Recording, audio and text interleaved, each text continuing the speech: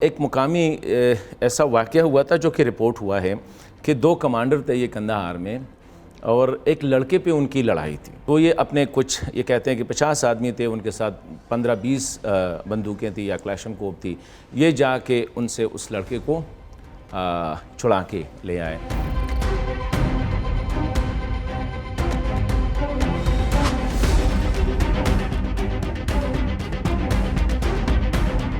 Doctor نجیب کی حکومت کی فال ہوتی ہے 1992 میں، یعنی 1992 میں، تو ایک سول وار شروع ہو گئی، کیونکہ مجاہدین کے جو فیکشن تھے وہ ایک دوسرے کے ساتھ لڑنے لگے۔ اوپر کابل میں وزیر دفاع احمد شاہ مسعود صاحب تھے، وزیر اعظم جو تھے گل بدین حکمت یار صاحب تھے۔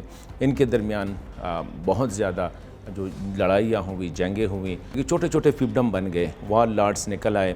100-200 میٹر یا 1 کلومیٹر 2 کلومیٹر کے بعد ایک نیا کمانڈر ہوتا تھا۔ یہ جو حالات تھے اس میں بہت زیادہ مظالم ہوئے۔ فیملی کے ساتھ ان کے جوان بچے جو تھے وہ یہ کمانڈر اٹھاتے تھے اور ان پہ وہ ان کو ریپ کرتے تھے، لڑکوں کو بھی اور لڑکیوں کو بھی۔ تو وہ ایک مقامی ایسا واقعہ ہوا تھا جو کہ رپورٹ ہوا ہے کہ دو کمانڈر تھے یہ قندھار میں، اور ایک لڑکے پہ ان کی لڑائی تھی۔ تو یہ اپنے کچھ یہ کہتے ہیں کہ 50 آدمی تھے، ان کے ساتھ 15-20 بندوقیں تھیں یا کلاشنکوف تھی۔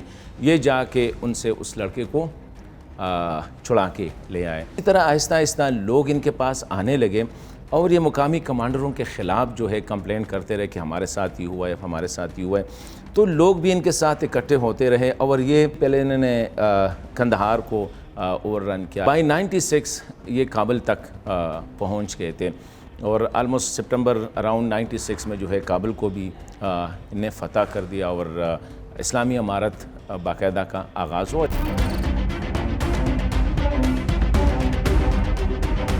بڑے عام سے لوگ تھے، عام مدرسوں کے لیے، نہیں کہ بڑے بڑے ان کا جو تھا یہ مدرسوں کے گریجویٹ تھے، ان کے ذہن میں یہ ماڈرن، میرے خیال میں ان میں سے بہت زیادہ نے پہلی دفعہ کابل دیکھا ہوگا۔ جب انہیں کابل کی زندگی دیکھی، ماڈ اسکاٹ، ماڈرن وغیرہ، تو ڈیفینیٹلی یہ سمجھے کہ یہ سارا جو ہو رہا ہے یہ غیر اسلامی ہے۔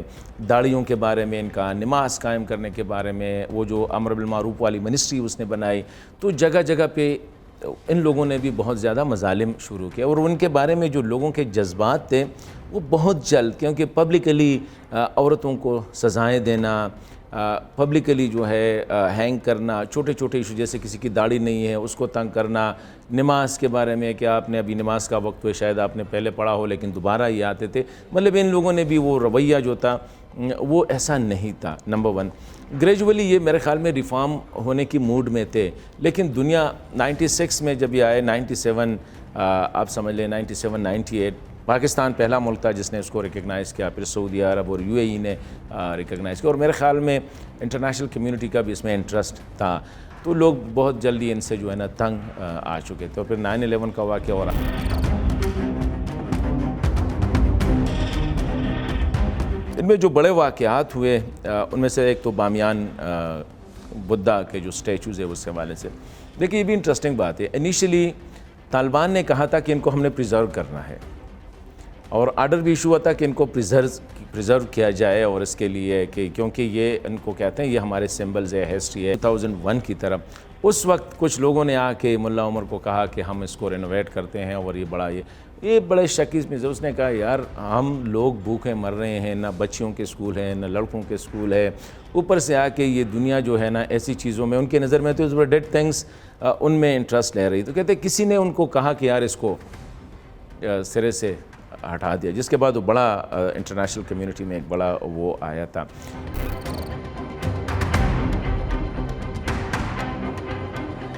جو یورپین تھے جیسے برٹش تھے، وہ سروبی میں ان کی، یا فرینچ تھے، تو اپنی پروٹیکشن کے لیے وہ طالبان کو ملینز آف ڈالر جو تھے وہ دیتے تھے۔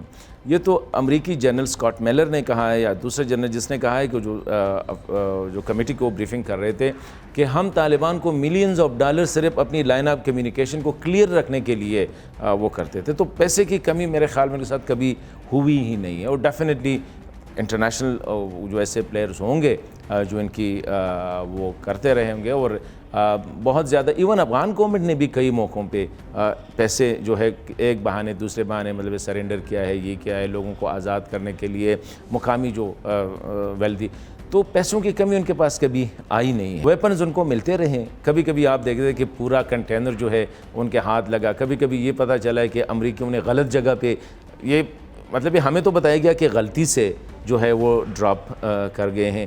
کئی دفعہ یہ بھی ہوا ہے کہ افغان آرمی سے لوگ جو ہے انہیں ان کے اسلحہ کہتے ہیں زبردستی لیا گیا ہے وغیرہ۔ میں نے یہ سنا ہے، بلکہ کنفرم رپورٹ سے، کہ ایران جو ہے ان کی کافی وہ سپلائی کرتا تھا آرمز کو بھی، اور جو منی وغیرہ ہے وقتاً فوقتاً، کیونکہ آپ کو پتہ ہے امریکہ اور ایران کی بڑی ٹینشن رہی ہے ہسٹوریکلی۔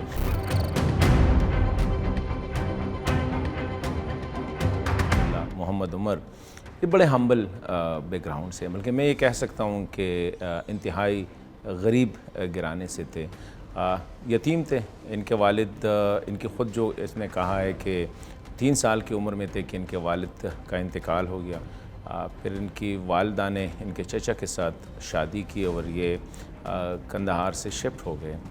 تو بڑی قسم پرسی کی عالم میں، کیونکہ ان کے جو چچا تھے وہ بھی ایک مسجد کے مولوی تھے۔ اس کے بعد یہ تھوڑے سے جوان ہوئے تو کراچی آئے۔ کراچی کے بعد یہ کہتے ہیں کہ جو حقانیہ ہے اکوڑا خٹک میں مدرسہ دارالعلوم حقانیہ، وہاں سے اس نے تعلیم حاصل کی۔ کندہار میں ایک مسجد میں یہ مولوی ہو گئے، اور وہاں پہ اس نے اپنا ایک چھوٹا سا مدرسہ بھی بنایا۔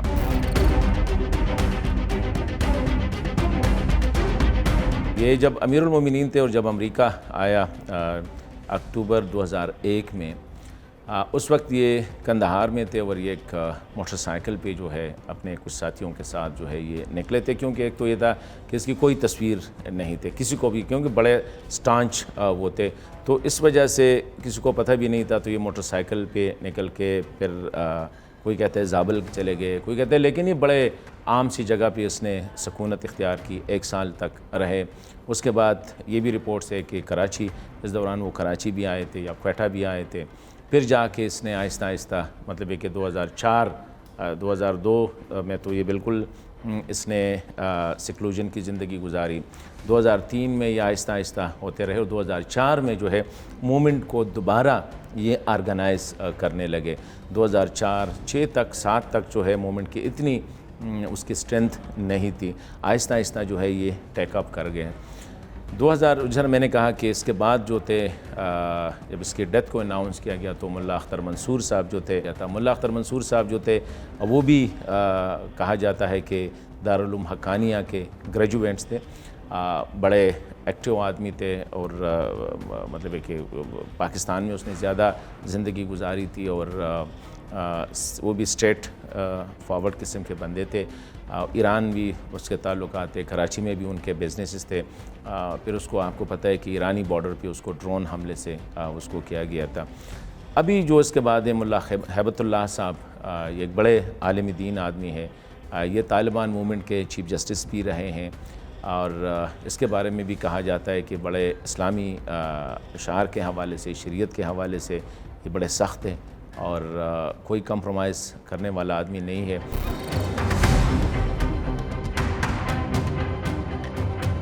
دیکھیں، پہلی دفعہ جب طالبان آئے تھے 94، 95، 96 میں، اس وقت حالات کچھ اور تھے۔ اگر آپ دیکھیں، نہ موبائل فون تھا، نہ ٹیلی ویژن تھا، نہ اتنی کمیونیکیشن تھی، اور وہ سیدھے سادھے گاؤں سے نکل کے کابل کی طرف آئے، اور اچانک پورا ملک ان کے قبضے میں آیا۔ اس وقت جو طالبان ہے، میں سمجھتا ہوں میں کافی چینجز آ گئے۔ دیکھیں، اس دفعہ پورا افغانستان فتح کیا، ایکسیپٹ پنشیر ویلی کے علاوہ، جو کہ اس وقت ان کے اس سے باہر ہے۔ میں نہیں سمجھتا ہوں کہ 50-60 سے زیادہ لوگ اس میں مارے گئے ہوں۔ ایک بہت بڑا انقلاب ہے کہ آپ اتنا ملک جو ہے مخالفین سے، انٹرنیشنل کمیونٹی سے وہ لیتے ہیں، اور ان میں سے اتنے کیجولٹی ہوتے ہیں، اور اس میں سے اکثر کیجولٹی بھی جو ہوئے ہیں وہ ایئر سٹرائک سے ہوئے ہیں۔ یہ جس صوبے میں گئے تو ان کے جو امیر ہے یا ان کے جو بڑے ہیں، ان کی طرف سے انسٹرکشن آتے ہیں کہ کسی کی جان و مال کو نقصان نہیں پہنچانا چاہیے، حکومتی اہلکار جو ہے ان کے لیے عام معافی ہے، اگر کوئی سرنڈر کر گیا تو ان کو کچھ نہ کہا جائے۔